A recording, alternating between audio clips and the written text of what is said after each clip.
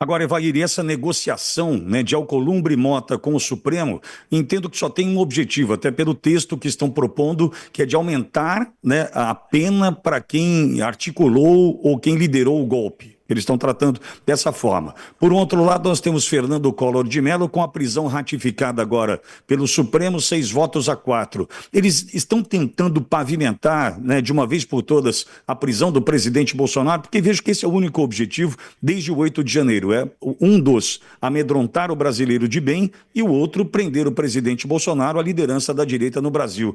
Estão tentando, de fato, pavimentar esse caminho para a prisão do presidente, Evair? Olha, uma coisa que eu aprendi desde muito cedo aqui em Brasília, já no meu terceiro mandato, é que aqui nada é por acaso. Não ficamos nós achando que isso são homens e mulheres de boa vontade. Não. E, naturalmente, as coisas são pensadas e planejadas e os bastidores funcionam. E, infelizmente, eu volto a dizer, essa conivência nesse momento, essa prisão do Collor, ninguém está questionando a questão do Collor estar preso ou não. Não vou entrar nessa discussão, que é um processo que ele está respondendo. Agora, a régua do Collor tem que ser usada para todos. E a nossa grande preocupação nesse momento dessa ação do STF é que a régua, a nossa estátua da justiça não está com a venda nos olhos. Ela está com os olhos abertos, me parece com o coração batendo forte em uma única direção. O que nós queremos é primeiro, é o direito de ampla defesa, o devido processo legal. E que essa régua do Collor seja a régua do STF. Porque se o Collor, então, está preso pelos crimes que cometeu, eu não vou, de novo, não vou entrar no mérito aqui, outras pessoas declaradamente envolvidas também deveriam estar presas. Inclusive, o atual presidente da República deveria estar por trás da mesma jaula, da mesma cela, porque as pessoas que pagaram propina disseram que pagaram. As pessoas que desviaram recursos devolveram recursos. Ministros do então presidente na época, né, eu posso dizer que o Palocci, o mais emblemático deles, é réu confesso. Então, portanto, o que nós queremos é igualdade na interpretação legal. É que a mesma régua usada para o Collor seja usado para todos os outros condenados. Esse asilo dado a essa ex-primeira-dama do Peru é mais uma afronta ao sistema político brasileiro. Todo mundo sabe que isso foi um cala-boca. Essa senhora, ela era a tesoureira de campanha, onde comprovadamente a empresa brasileira Odebrecht assumiu que mandou dinheiro de Caixa 2, que enviou dinheiro de Caixa 2. Foi comprovado que essa senhora recebeu dinheiro da Venezuela. Esse dinheiro dado por uma empreiteira brasileira, a empresa confessa, foi a pedido do então presidente Luiz Inácio Lula da Silva. O sistema jurídico peruano está funcionando, por isso eles estão com 4 ex-presidentes presos por corrupção. Todo mundo sabe que essa decisão do Lula de oferecer o asilo a essa senhora é um cala-boca, porque caso ela fosse presa, ela poderia de novo reforçar aquilo que nós já sabíamos, que o Lula sempre foi envolvido e está envolvido até o pescoço nesse esquema de corrupção feito durante a Lava Jato. E aí o STF se cala. E mais uma vez o então ministro das Relações Internacionais, o Sr. Mauro Vieira, ele envergonha o Itamaraty. Se ele tivesse minimamente, com expressão, vergonha na cara e honrasse o histórico da diplomacia brasileira, ele renunciaria ao cargo de ministro e voltaria para suas funções diplomáticas. Eu não posso aceitar, se fosse ali um cidadão comum, ministro das Relações Exteriores, um político de carreira tradicional ligado ao Lula, eu poderia tentar entender. Agora você vê um diplomata de carreira que fez Rio Branco, que fez uma carreira na diplomacia brasileira, que sabe o papel importante do Itamaraty, se submeter a uma decisão política de um descondenado como o Lula, ele, na verdade, está manchando a história do Itamaraty, a sua história de carreira. Eu espero que, quando ele retornar para as fileiras do Itamaraty, possam ter lá algum procedimento administrativo que tem que ser punido. É inadmissível ele, inclusive, se oferecer aí um canal de televisão para falar de asilo humanitário, quando a senhora claramente está abusando qualquer tipo de bom senso que possa prevalecer. Portanto, e aí, de novo, o STF se cala.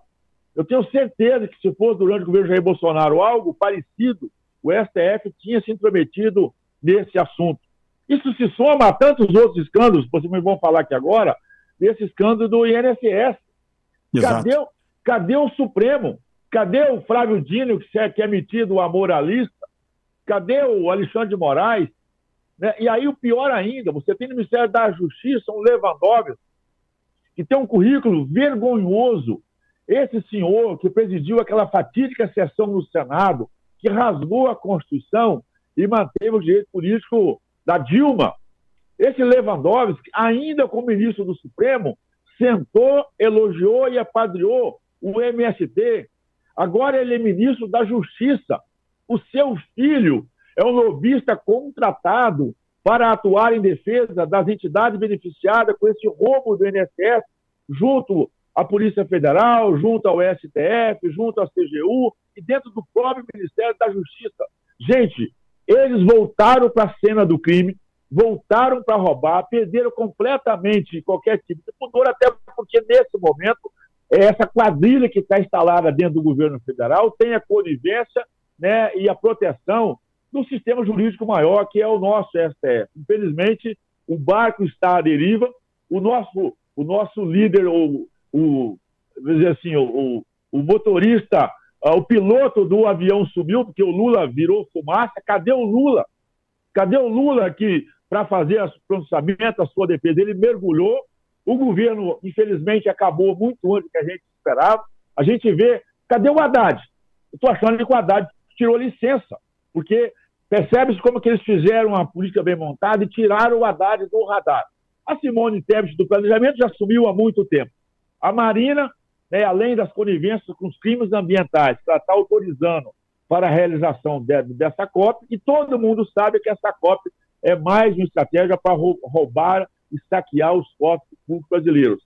E aí se soma a tantos outros crimes e denúncias, porque você vê o próprio ministro da Previdência, esse Carlos Lupe, que pelas suas manifestações, é claro, ele sabia de tudo, e volta a dizer, eu tive a oportunidade, em março de 2023, né, eu fui o primeiro autor dessa denúncia do INSS.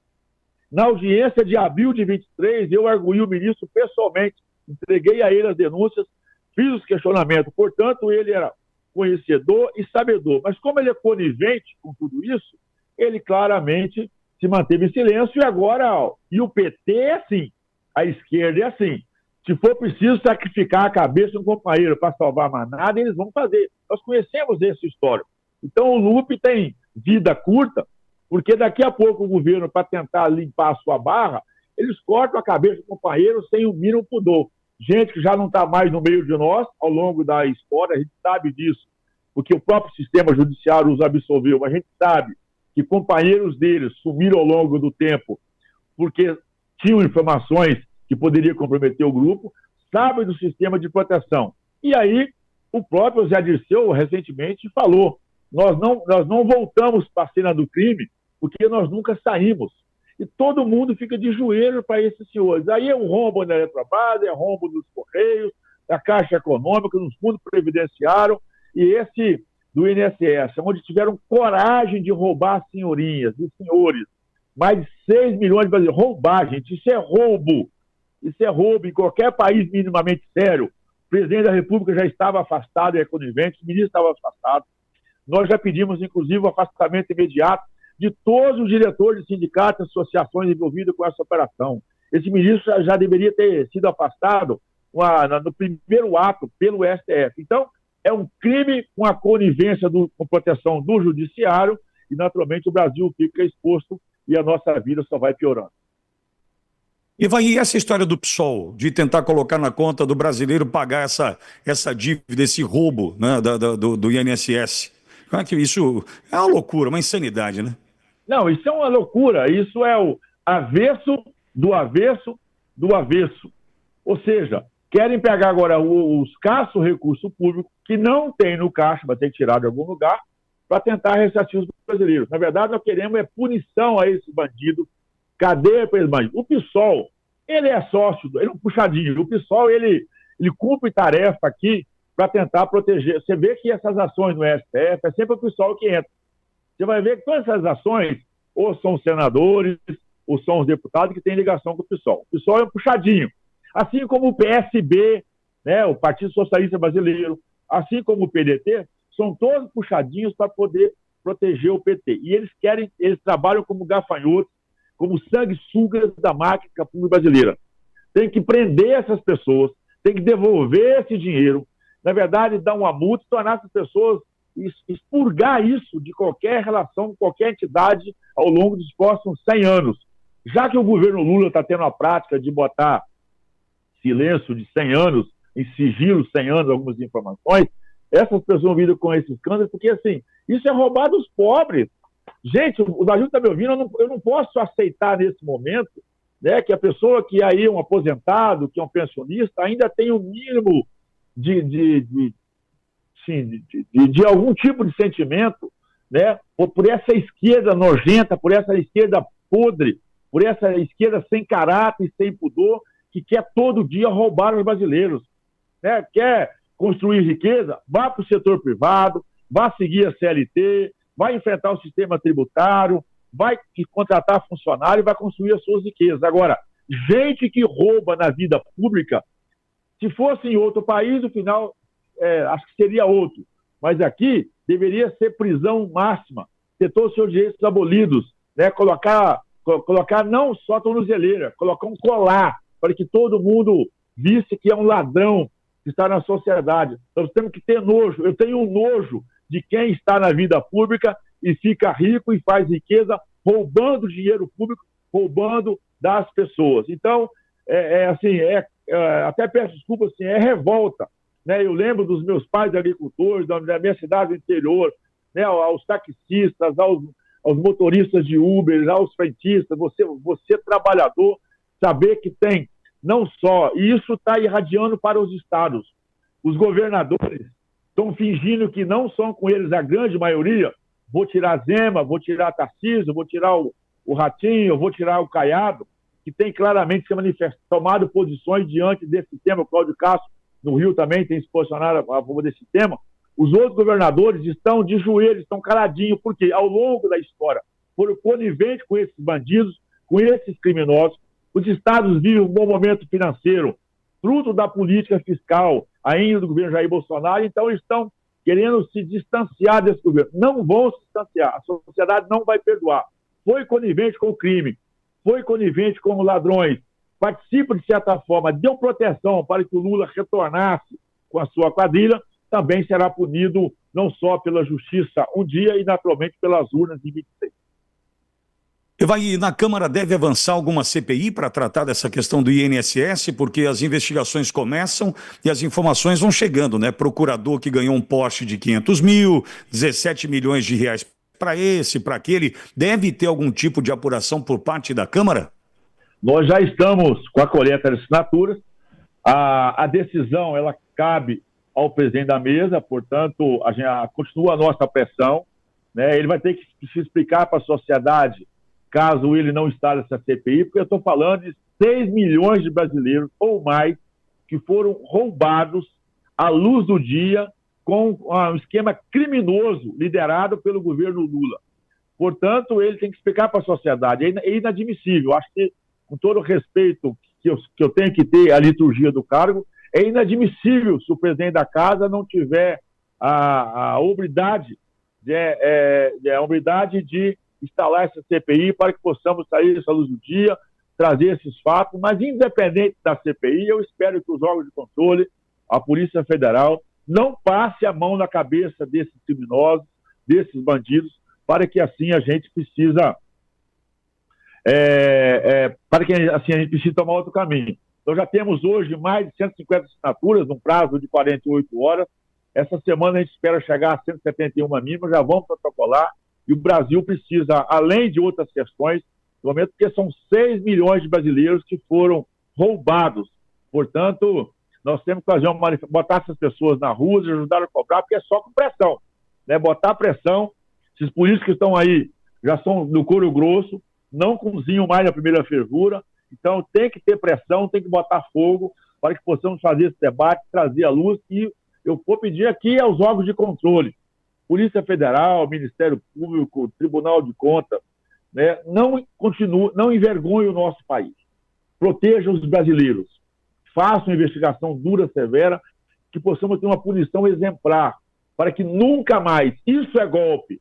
Roubar 6 milhões de aposentados é golpe. Isso é ditadura, isso é desrespeito à democracia. Né? Isso é rasgar a nossa Constituição, é rasgar a nossa história.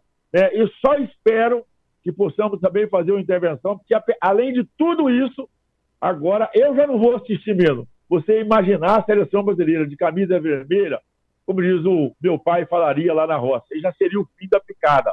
E eles fazem isso sem nenhum tipo de pudor, sem nenhum tipo de preocupação, porque literalmente querem reconstruir a imagem, a história de um Brasil corrupto, né, de um Brasil comunista, de um Brasil socialista, de um Estado autoritário, aonde eles querem, na verdade, continuar roubando dinheiro público para ir passar férias em Cuba e viver as benesses que o dinheiro possa oferecer.